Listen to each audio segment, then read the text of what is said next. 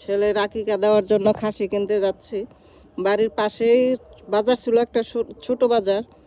আমার ভাবি বলতেছে নদীর ওই পারে একটা পারহি বাজার আছে, ওই অনেক বছরের পুরানো, কিন্তু কখনো আমি যাই নাই। তো আজকে যাচ্ছি।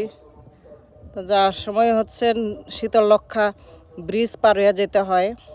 শীতললক্ষা ব্রিজের উপর দিয়ে যাচ্ছি আমি।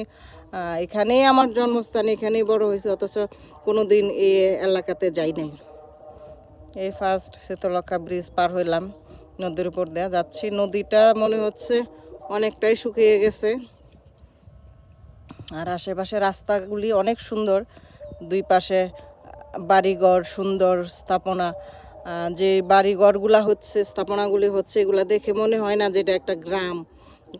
হয়তো আমি ওভাবে ভিডিওটা করতে পারি নাই, কিন্তু আশেপাশে অনেক বড় বড় বিল্ডিং, অনেক বড় বড় মিল ফ্যাক্টরি, অনেক বড় বড় শপিং সেন্টার হয়েছে।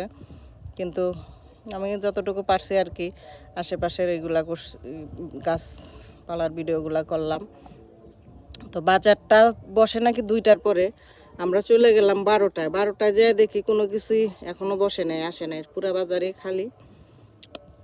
অনেকক্ষণ অপেক্ষা করলাম, অপেক্ষা করে দেখতেছি আস্তে আস্তে সবজি টবজি আসতেছে, কিন্তু গরু ছাগলের বাজার এটা, এখনও গরু ছাগল আসে নাই। আমার মতো আরেক আপাও আসছে শালনার থেকে ছাগল কেনার জন্য। কিন্তু আমার তো হচ্ছে, আমি থাকি ঢাকায়, কিন্তু এখানে আমার বাপের বাড়ি দেখে চিন্তা করলাম যে এখানেই দিব আর এখানেই কিনবো, এই জন্য আর কি আসা। কিন্তু ওরা এত দূরে থেকে কেন আসলো জানি না আমি। হয়তো বাজার অনেক ভালো পাওয়া যায় বা একটু দামেও কম। বাজারের মাঝখানটা একটা বড় বিশাল বড় বট গাছ আছে। হয়তো আমি বাজারটা পুরাপুরিভাবে আমি ভিডিওতে আনতে পারি না বা করি নাই। তো এই যে আস্তে আস্তে ছাগল চলে আসতেছে, এখনও গরু আসে নাই। তো আমি আর বেশি লেট করব না, 2টা ছাগল আমি কিনে নিয়ে চলে আসলাম।